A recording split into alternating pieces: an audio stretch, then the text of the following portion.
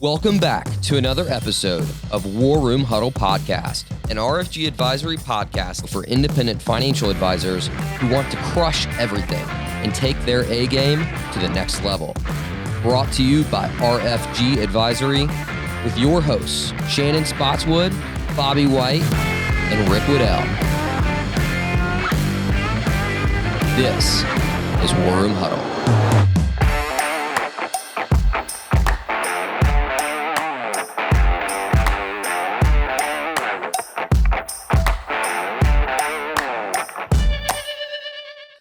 Welcome to War Room Huddle, where we empower independent financial advisors to be the CEO of their practice, not the COO. Y'all are in for a treat today. We have Dany Martin from WFA in Shreveport, Louisiana in the studio. Welcome. Thank you. I'm excited to be here. It's interesting. I'm a little nervous, but we're going to rock this. So let's roll. This is going to be great. Dany is... as you know, I've shared this with you, but I'm going to share it with all of our listeners that you're an innovator in our industry. You're really setting the standard of what it means to be a top financial advisor in the future. And not only are you doing great things for your firm and for your team and for your clients, but you live this incredibly intentional life. And I think that is redefining how we think about building companies and we think about what we want out of our professional career. So we're going to get into it today. We're going to talk about your practice. We're going to talk about your personal life. And I think you've got a lot that will benefit all who are listening today. So just for the benefit, so everybody knows where we're coming from, tell us a little bit about WFA and really what makes it so special as a wealth management firm. Yeah, so WFA is just a shortened version of Williams Financial Advisors. We're a firm in Shreveport, Louisiana. We're founded by Tommy Williams. He spent about 30 years in the business. Within the last 3 to 4 years, we have basically, bought the remainder of his company and have had a succession plan with him. And we've shortened it to WFA. And we've added a tagline. I don't know if there's a logo we can see or if you can hear, but it's Plan, Invest, and Inspire. So we've kind of taken the focus off of the Williams, which is kind of a reflection of us and our office and, our name, and have really focused on the Plan, the Invest, and the Inspire. But we've got a team of 5 admin that makes us a little bit different. The average or the total experience is around 135 years of just admin experience. And then we've got myself, Chase Crump, Steve Carney are the owners. And then we've got another advisor, Jody. So there's an office of 10, if you include Tommy. He's here consulting and, in the office writing articles and stuff like that. But we were a typical and still are really, an advisor office. Stocks, bonds, mutual funds, the typical, standard investment firm. And for the last 3 years, I feel that, we've had a vision, obviously with RFG and you guys, to expand that, to do things a little bit different, kind of break the mold. And so the technology that we've implemented, the staff, the knowledge that they have, and then the whole company was founded on communication, education, and service, which sounds like a cliche, but we actually do. If you communicate with your clients, which we do as often as we can, especially from a response, so when they ask a question, we give them their response. The service level is second to none. And then the education, we want to be as transparent as we can with clients. So what are they paying? How are they invested? What's their risk? That type of stuff. And if you combine all that together in a way, I kind of feel that's what makes us different. Plus, we're just normal. We, as an office, we weren't handed an investment business. My dad wasn't in the business. We kind of brought it from the ground up, which makes it kind of cool too. So I love, you spent a lot of time on coming up with those words. They were so important to you: plan, invest, inspire. And I think as an industry, we can all acknowledge, we know what plan means. That's a critical part of any well-rounded wealth management firm, and investing is at the core of what we do. But the inspire piece of it is really differentiated. Just talk about how you settled on, that was not a whim. I mean, it took the better part of 12 months to come up with those words and what they meant and the It weight did. of them. It did. We took, I would send Chase or Steve, hey, should it be this word? Should it be that word? What about this? Oh, it'll come to us. And so what we naturally, at least I wanted to do, was think of it as like plant, water, and grow, right? So you plant a seed, you water it, and then it grows. And how do you convert that to the investment side? So plant, obviously, like you said, that's the foundation of our business. The invest side, which we've added the last couple of years, a really high level, investment platform. But the inspire is really what kind of drives us. I want people to live life in retirement. Everybody wants to talk about, all right, retire this day, and then at some point I'm going to die. But let's talk about like what we're going to do in the middle part. Is it travel? Is it, adopt kids? Is it start a foundation? What do you really want to do, and how can we help inspire people to just be better people and just get out of their comfort zone and do things that, make them tick, I guess, on the inside versus what looks good, I guess, on the outside. I think it's one of the greatest opportunities available to advisors right now is this mindset shift around let's not just plan to die rich. Let's plan to live richly. And that is exactly what you're doing with this notion of like really orienting your client experience around inspiring them to do more.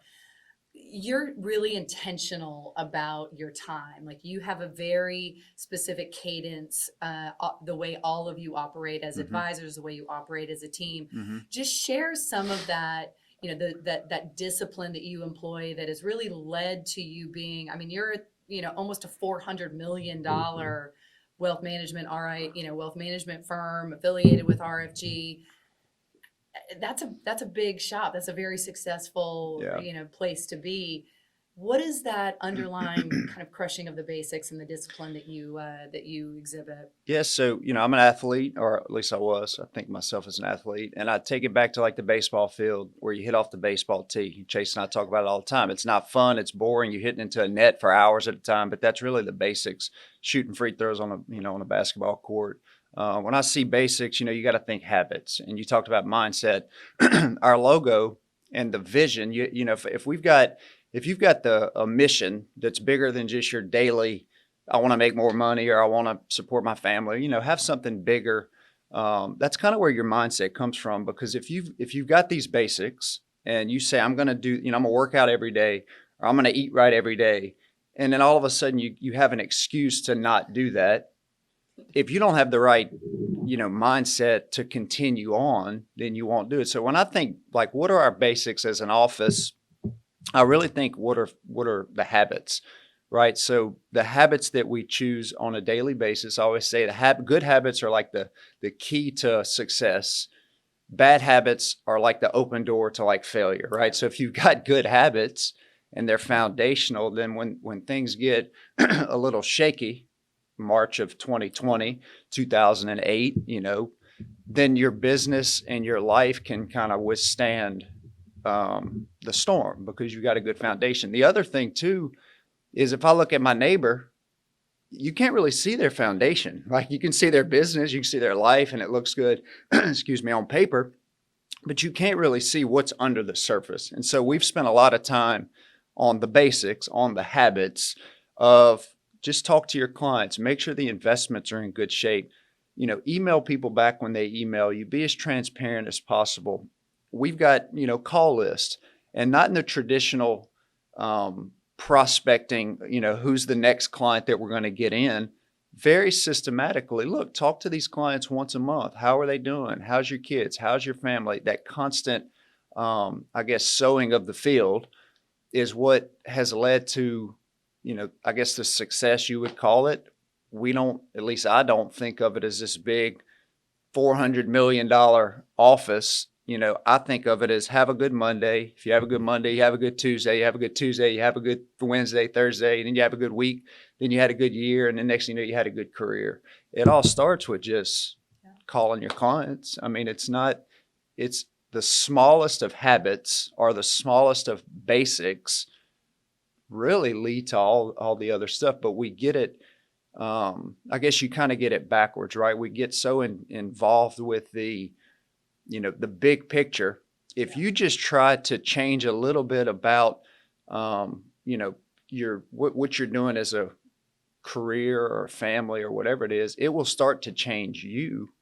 And so, we've kind of taken that into business. Focus on what really matters with what you've got, and the rest of it kind of, goes from there. So there is no habit that's too small to try to form. If you want to be a $400 million office, you need to be a $10 million advisor first, and then a 20, and then a 30. You're not just going to get to that number. So, well, and what I love about you guys is that it's rarely are you thinking about goals with an AUM attached to it. Yeah. I mean, that's our industry. We get asked this question all the time. Like, how big do you want to be? How many advisors do you want to affiliate to your platform? And we always answer it the same way, like, that's a really easy default. Yep. It's really easy to say 10% of this or whatever. I'm going to judge my success with this, this number. And I feel like it sets you on the wrong course. It puts you on the wrong path, because if you're really trying to build something that is mission driven, it's about values alignment. It's about those daily habits. It's about culture and really affiliating and aligning yourself with partners who have that shared belief. Yeah. And then you're not chasing a number that is therefore going to say, oh, now I'm successful. Yeah. Yeah. We measure our success in thank you cards. Like, how many thank you cards did we get this week? Or how many phone calls did we get? Thank you for this, or thank you for that, or we couldn't do it without you. Like, those come, like, that's really what, that's kind of what drives us. As far as the culture goes, that's really just the people that you surround yourself with, where they say, take your top 5 closest friends and I'll show you who you are. I'll show you what your future looks like or whatever. So if you can kind of control the culture, which we've had to, you have to work on, because culture, the world itself is not a fun place. It's negative people everywhere. There's negative news everywhere. You've got to really focus on, putting that stuff in your head, building a culture around yourself. A pastor that from back home, Philip D, says, culture is like a greenhouse. You can move that greenhouse wherever you want and grow whatever you want inside of it.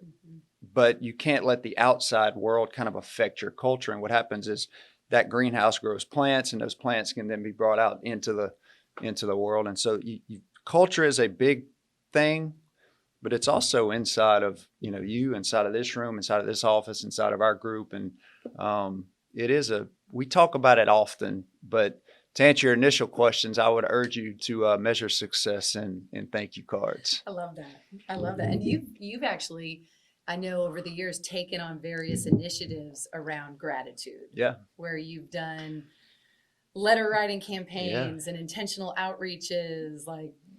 Yeah, so I did. I haven't thought about that in a while. I did for the first 6 months, I guess maybe 2017 or 18.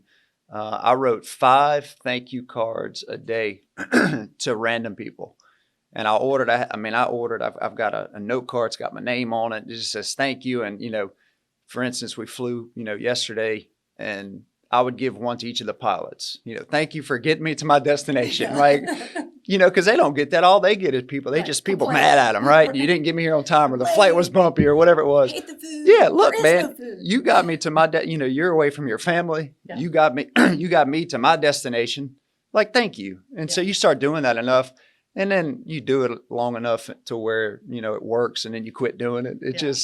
That was a lot, but that was one of the most interesting experiences. And I wonder still, like, where those cards went out. I think part of that, you mentioned that was a couple of years ago that you started doing that. That was really the beginning of this intentionality around mindset and gratitude, and like, we want to inspire. I don't want to just be a financial advisor. I don't want to just build wealth for myself and my clients. Like, this has got to mean more. Yeah, my wife told me, she said, when it becomes about the money, meaning the money that we make, I want you to quit. And I'm like, well, hold on. That's not but I knew what she meant by that. She meant, don't let it ever become about us, And so as business owners, it's somewhat shifted to, it's about us as an office, and we lead our team now, not necessarily me personally, but that was just that's kind of what led the journey and got my mind and said, if it ever becomes about the money, I want you to give it up. And I'm like, but that's actually led to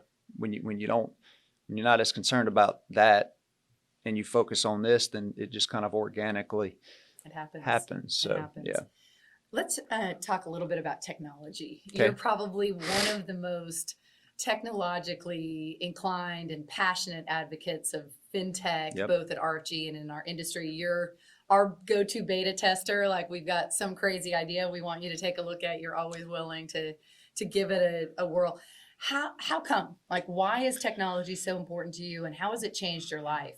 Yeah, I think that technology can really help us enhance what we're already doing, right? So to the extent that we can provide service, if we can take clients farther faster, that's ultimately what we're trying to do. So we can trade faster, if we can give better tax advice faster, if we can give more detailed investment, recommendations in an easier way to explain, if we can send a questionnaire instead of a PDF form, or the world is changing. I mean, technology, there's cars driving themselves, right? So the internet, when it came around, there's people that said nobody would ever have these things in their house, right? Well, now we've got them on our phones, and you've got to be at least open to the ideas of technology. And with our business in the investment world, everything is really online. Like, you don't get stock certificates anymore for the most part. And so any type of, tool that can help us enhance the vision of our firm, we would be crazy not to look at it. And the issue, and y'all have done a great job and we appreciate it, is it's always changing. So we might have a great piece of technology today and it's the next, sliced bread. And then 2 months from now, it's outdated and there's something else. So we're always, not just technology wise, but, what's the new color of the walls that we need? Like, what's in style? Where's the business headed? So I just like it because it enhances the processes that we're already doing. It frees up our time to either spend with my family or on me or on the business or on our clients. And, it's just, the whole world's full of technology. So if you don't know how to use it, you're kind of getting left behind. It's funny. I get asked this question all the time about, does RFG embrace, are you cutting edge? Are you bleeding edge? Or do you want to wait for the technology to be proven out before you adopt it? And I have the same answer every time. Like, of course we're going to live on the cutting edge of technology. Yeah. It doesn't mean we're going to end up implementing all the solutions that we look at, but it's part of our responsibility to really powering you as an independent advisor to be on that, really on the edge of that cliff of thinking about the client experience is changing. What do people really need? How can we drive more efficiency? Agreed. I mean, I'm with you. Like, you've got to have this mindset of, I'm not going to be really attached to how I'm doing it now and thinking that this is the only way to do it and the best way to do it. And instead, I need to have this kind of rookie mindset. Yeah. What do I not know? Yep. How do I think about technology and think about that client experience, because it's changing. Yeah, it does. The next gen is not going to, the next gen who's inheriting this, this just giant generational wealth transfer is not going to want to be served by the financial advisor the way their parents were. No, we see the business as quarterly reviews or twice a year reviews or whatever the review cycle is, or here's your statement or here's your trade confirmations. The new wave is, they want it when they want it. So you might go 6 months without a client, a younger client, ever looking at their account, but then they want it 3 times in a week. And so to be able to have the access instantly when they want it, that's kind of the key to what technology has done the last, I guess, 5 or 10 years. It gives people access to things when they want it, not necessarily when we want to give it to them.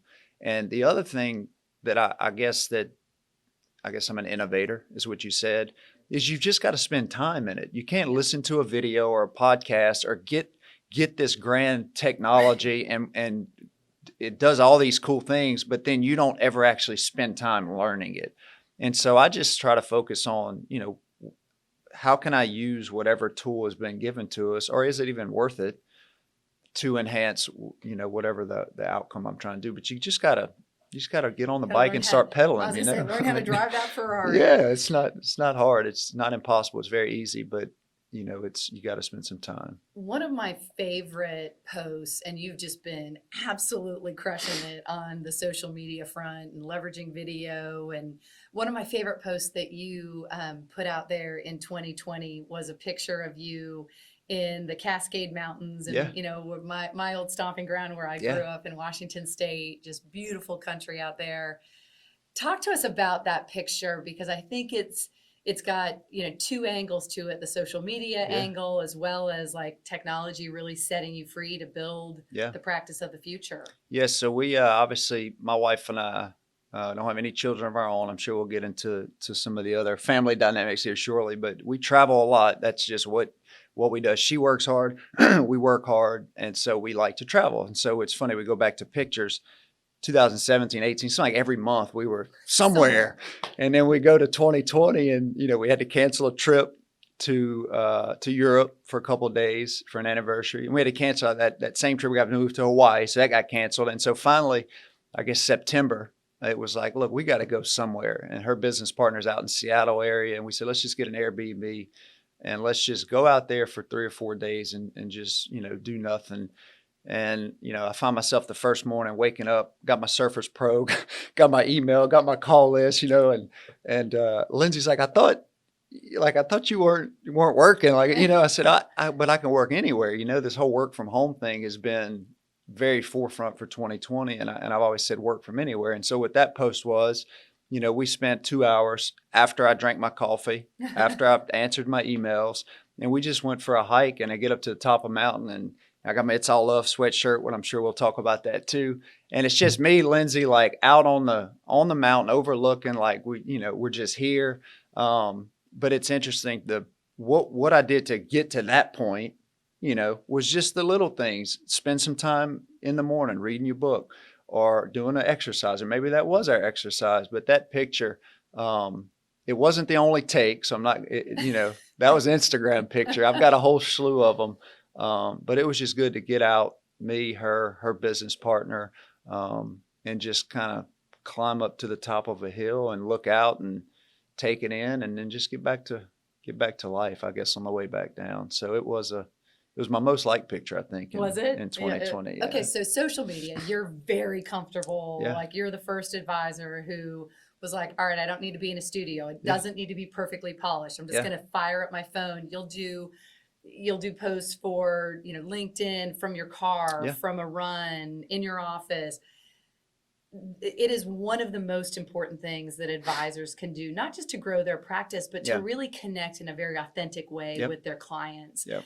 How have you gone about building up your kind of street cred in social media? So you just have to do it. You just got to pull out your phone, if I'm listening to a podcast or if I'm listening to a radio station and I get a tidbit of information, maybe I want to share that with some people. So most of the things that we tell other people, even what we're saying today, we're really just repeating what we've, heard through other sources, right? So the social media, I don't have this big grand plan of like, here's my 90-day, outlook, or I just have an idea.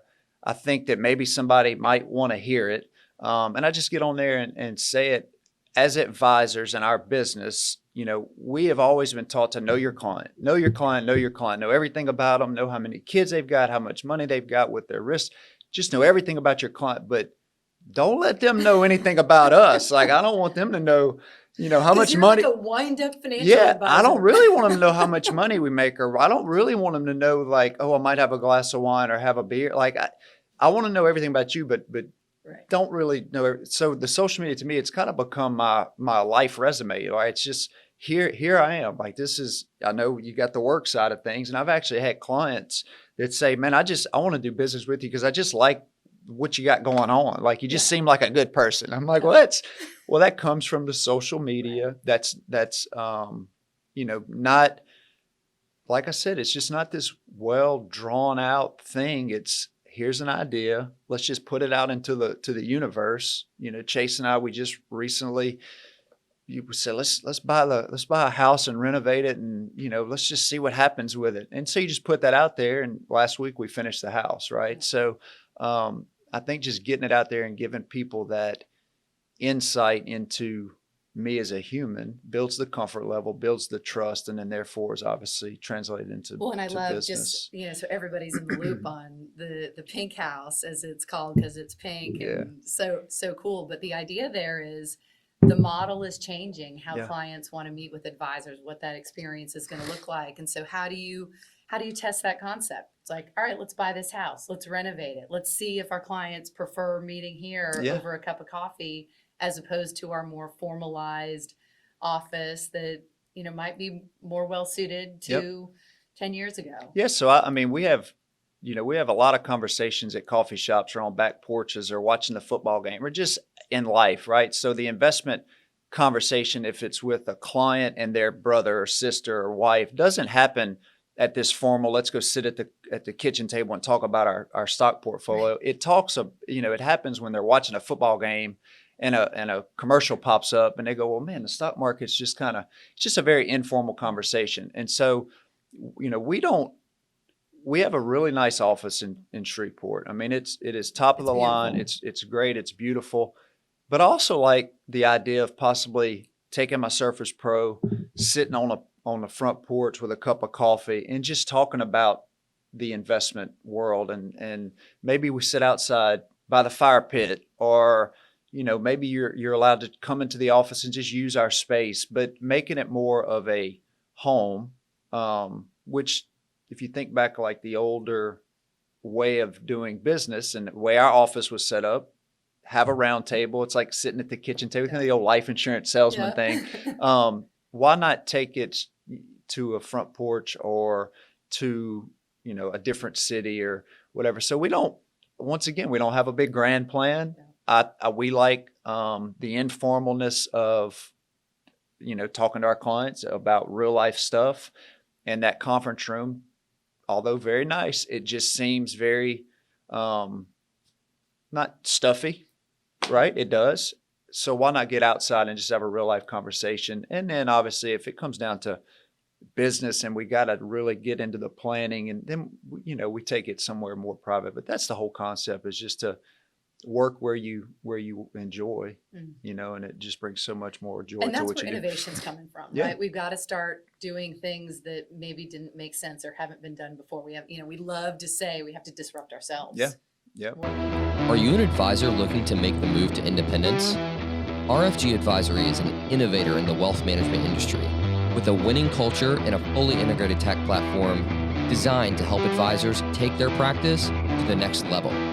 Let us get to know you at rfgadvisory.com.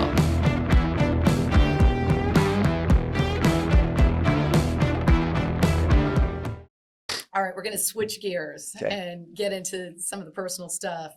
You mentioned it earlier, It's All Love. Yeah. Tell us about it. Yeah, so It's All Love is actually not my idea. I'm just a huge supporter of it. There's a guy in Shreveport named Rashad Johnson. He's a sportscaster, local news, and in our city and a lot of cities, there's a lot of left versus right, east versus west, red versus blue. Like there's just a lot of animosity between people, right? There just is, and there always will be.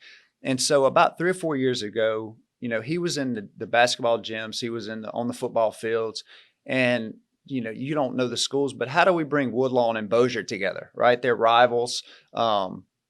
He created this saying called It's All Love, and it starts with the tree of life, and it basically is a foundation of in the inner city, there's a fatherless community. And so as a group or as a community, we need to uplift these kids, because if kids are taught the right way, then they become good teenagers, and the teenagers become good adults, and then they can then go and change the world. And so the meaning of It's All Love is very, very deep. Just love everybody, and just it takes a community or it takes a village to raise a kid. So that was the kind of the concept, and it still is behind the message. But what really brought it to life is he simply put a logo on a sweatshirt. It's a cool logo. I just had a guy at the hotel say, "I love your sweatshirt."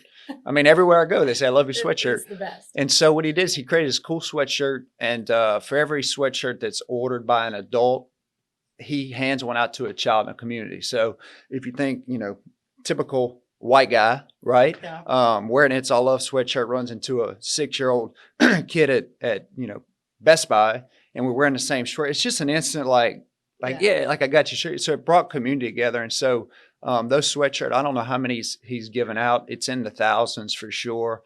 But all the videos that come through, you'll see It's All Love. It's just been known, and it is becoming known as a brand that really is bringing the community together. And he's come out with different logos and different versions and stuff like that. But it's been. So the sweatshirt was your gift, your client gift for 2020. Yeah, so we are we give out, we do handwritten birthday cards in our office about the basics and what makes us different, right? So handwritten birthday cards to each client, and then if clients want gifts, we send them a different gift, a Yeti or a cookie basket or whatever it might be. And last year I sent probably 100 sweatshirts out, and we customized it. Hard as this is to say, I sent some maroon and gray ones to Alabama. I sent some purple and gold ones to Baton Rouge. Different colleges or different, I guess, combinations of these colors. And so, yeah, it was interesting to see the response. And I still I had a client 2 days ago send me a picture of them wearing their sweatshirt. So now they're bringing community. But for us, it's about, we're able to give, another 100 sweatshirts to kids. But that was, it was my client your clients gift. were overwhelmed. They loved it. And it's just a sweatshirt. It's nothing. It's nothing fancy. It's not a designer handbag, but it was definitely well received, I guess, by the people. Well, my that got 16-year-old and teenagers are notoriously finicky. It's by far her favorite one. And she gets asked about it every time she wears it. Like, where'd you get that? Yeah, so I usually, Lindsay, my wife, is she's got better style than I do in a way, and so Rashad will give her a sweatshirt, and we just happen to wear the same size, and so she gets a new one, and I usually steal her swag, and so I got all kind of new stuff. Yeah, it's been fun. I would love to the extent that we can help. Like it's a concept that needs to be exported. I mean, it's applicable to every market. Yeah, he's got his website. I think it's allove365.com. Yeah. That's just how you get in touch with him. The whole story's on there and stuff like that. So to the extent that awesome. you want to learn more, that everything's on that website. So Lindsay is your kick-ass wife. She is. She owns one of the top 50 vegan restaurants in the United States. Yep. Her and her business partner. Yep. Well+Fed Louisiana. What I think is so amazing about that is vegan and Shreveport, Louisiana don't typically, belong in the same sentence. Yeah.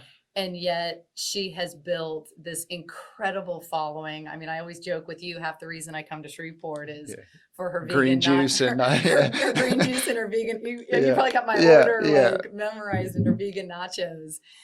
And it is all about, there is no prescribed path that you follow. I mean, she wanted for her health and the health of her mother, we need a vegan restaurant for the health of our community. And, and here she's created this movement. Yeah. But it also speaks to larger intentionality. And the two of you have decided to really not just volunteer to help those boys that you were talking about in the fatherless community, but really become their parents. So share your story. So I'll give the somewhat short version. It's a really good story. So Lindsay is 500-hour yoga certified. She was down in New Orleans and got some green juice delivered at one of the trainings or something, and came back and said, we need a juicer. I'm like, okay, let's get a juicer and sit on the counter. We'll use it for a little while. And man, she used that juicer, just bought a little $100 Breville or whatever it was. And so we started using that juicer, and obviously the cold pressed juice was starting to become a thing. And she went to Australia with my dad for 3 weeks just to get away. He's got business there, and all they do in Australia is drink green juice and eat avocado toast, right? And there's just a different culture. And so she told me, she goes, I think we need to get a cold press juicer. I'm like, I don't know what that is. If, you've done well with this one, if you want to get a little better one, that's fine. Well, this is like a $3,000 machine. And I'm thinking okay. What am I going to do? Tell her no. And so we ordered this cold press juice machine. She goes off to Australia. We get the machine in, and her mom and I make the first kale cucumber. It was the worst.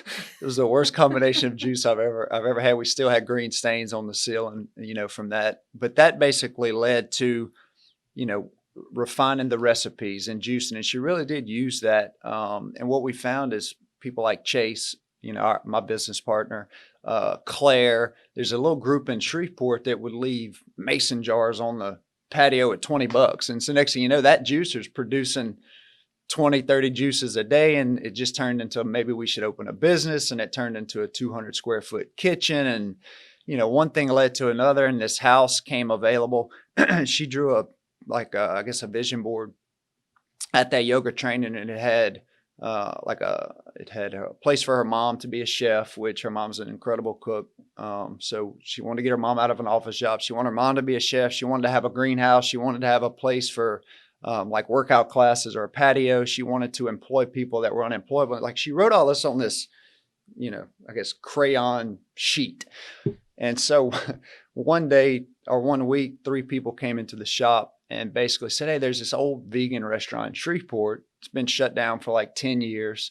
And I think y'all should buy it, because people love to tell you what to do with your own money, right? Y'all should buy this and move Well+Fed to this house. And we had never heard of it. We drove by it, and it was kind of like the same thought I had with the juicer. Like, wait, it was completely dilapidated, just not good. And I'm like, and Lindsay looks at it and goes, it's perfect. And I'm like, what do you mean it's perfect? Like, it's falling down. She goes, that's it, and so, we're not in a position. And just one door, opened itself, and we just kept walking through it, and the door would open and walk through it. And next thing you know, 2017, the doors of Well+Fed Louisiana, the vegan restaurant and juice bar, kind of opened up. But her whole mindset was, it's not, there's every different race, religion. It's just a completely open spot in Shreveport.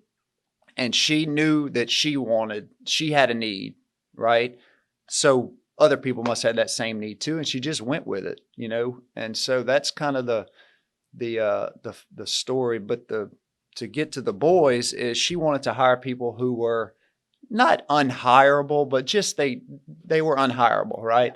And so there's a group in Shreveport called Common Ground Community. It's just it's a nonprofit after school program. They've got boys basketball, they've got girls, they do Mother and Me programs and stuff like that. And so we went. She actually went first to just volunteer, like we all do. This new nonprofit where we show up and we get the picture, and we kind of, not that she did it for herself, but that's typically what happens. You go once or twice, you hand out a few meals, and which is great. I still do that to a lot of different areas, but there's just something that was different about it. So I started playing basketball with the boys, and long story short, one of the boys got in a little bit of trouble, and the head of the program basically said, do y'all mind if he moves in with you? Just be a couple of weeks. And this is December of 2017. And he still lives with us today. And so we took him in. And our only excuse, which we have in life and business and family, is, man, that's really inconvenient. Like, I didn't have anything else to say. Like, dude, I really, at our age, traveling all over the place, like, business was doing fine. We had plenty of time. Like, do we really want to bring in a troubled youth, into our home? But it's only going to be for a few weeks. And AA led to Calvin and Baby J. And so now we got 5 boys that have been through our house. Little update on that, and then I'll shut up. Jalen is at the military academy in West Point. So he's a plebe. He's a freshman at the United States Military Academy. Mista is at Fort Benning, basic training for infantry. Calvin's in welding school in college. And AA is at home working. He's having a baby in April, so I guess we'll be grandparents. And then we've got one who's a senior in high school who wants to go to college. So we're like kind of 5 for 5 on the, like, get them out of the community. But people always say, and I'll leave you with this, is they say, well, have you noticed anything different? Everybody wants to know, how is it? We just wake up, make sure they have food, make sure they do their homework, make sure they stay out of trouble. But do we know anything different? It's like, I've changed a lot. Yeah. Like, yeah, I see a big difference. I'm completely like, no, with them, I'm like, well, yeah, they're different, but like, we've changed, Right. You'd be surprised what it's done. So, yeah, it's been fun. You've been a big part of a church mission that has resulted in a book that's recently been published. House Habits. I don't know. Did you bring it with you? I wrote them down because Okay. it's hard to remember, and I'll shoot through it quick because we could go on for a long this time. Is like a whole separate podcast. It's a whole separate podcast, and I will give Philip Dees a shout out, North Point Community Church. You can go look for podcasts. He goes through and does each of them. But what it's just 12 house habits that was basically created in their home, Philip and Destiny. And the house habits then became the habits of the church. And it's habits of your business or habits of your family or whatever. But kind of the big overview is live on, right? So just keep going. Whatever comes at you, just, shrug it off, learn from it, keep moving forward. Love big, which is obviously what we did with the boys. Like, don't get upset or mad. Just love people. Like, it doesn't matter what they did. You can't change it. Just, continuously love people. Protect unity. So like as a company or a family, like whatever's in your core group, like that's what you gotta, you don't have anybody else. It's the world against your group. So you have to protect that, right? What's number 4? Honor consistently. Basically give credit to those people that came before you. So like Tommy, right? Yeah. Tommy's been busy. We have to continuously keep him and honor him. Like he's built a great company. It is a great company, and we're just taking it to another place and going to continue. So honor those people that have basically come before you. Lean in, which we do often. Learn, feed your mind, feed your soul. Just always be open to learning new things. And when somebody asks you to do something, just do it. Just say, yeah, open a vegan restaurant in Shreveport, right? Just lean in. Grow intentionally has to do with reading and, making sure that what you're fueling your body with, and not only what's going in, but actually doing something about it. You want to lose weight, get up right now off the couch and go outside and walk 2 miles. Do something that makes you grow and makes you a better person. As they say, if you're not growing, you're dying, right? So grow intentionally, embrace discipline. I mean, that was the whole first part of this. That is the habits. You have to be disciplined in everything that you do. Practice honesty. That's kind of the hardest one, because when you say practice honesty, you think, well, I can be honest. Yeah, I can tell other people what's wrong with them, but the hardest person to be honest with is yourself. Like, you got to be gut level. Like, how is your is your business really as good as you think it is? Or is your family, or is your team, right? You just got to be honest with yourself. So practice honesty. Really, that's more about being honest with yourself, because you can't, if you're not honest with yourself, then you can't go and help other people. So lead out, do some things to lead other people, obviously. Give generously, your time, your energy, your talents, your money, things like that. Cheer enthusiastically. Just cheer for things. When something good happens, ring the bell, just be cheerful, clap for people loud, that type of thing. And then stay on mission. If all of that doesn't work and you just fall off, stay on, just do it again, stay on mission. So that's 1 through 12. It's really been, if you go through each one of those individually. And that's really how you've parented the boys. That's really what's led to all the stuff. That's what's led to the business. It's what's led to the podcast, the boys, the sweatshirts, the restaurant. I mean, everything. And it's once again, it's just the habits. Yeah. It's just the one simple wake up in the morning and, hit off the baseball tee and shoot the free throws. I love how this is like all wrapping up, and it, stay on mission. Yeah. Like, you really have to. You have to have one. You have to have one. Yep. And you just stay on it and perseverance, through different times, which 2020 was. But it's the house habits they are my favorite part of what we've, learned from the church, and our biggest thing that we've been able to implement, in home, in business, in family, stuff like that. So. Well, I knew the time was going to fly by. I know. Has been so. We've been 10 minutes so far? It's been 10 minutes. It's been so much fun, and I so appreciate the candor and the honesty, and come back. I will. Thank you so much. It was great. We appreciate everything y'all do. RFG, the team. I mean, the people behind the cameras, the people in front of them, and just everything. It's been great. So thank y'all. I appreciate you having me, and I will be back. Plan, invest, inspire. It's all love. It's all love. Thank you for tuning in to War Room Huddle. War Room Huddle is a production of RFG Advisory, a leading innovator in the wealth management industry. To learn more about RFG Advisory, head on over to rfgadvisory.com and subscribe wherever you listen to this podcast. We look forward to seeing you on the next episode of War Room Huddle.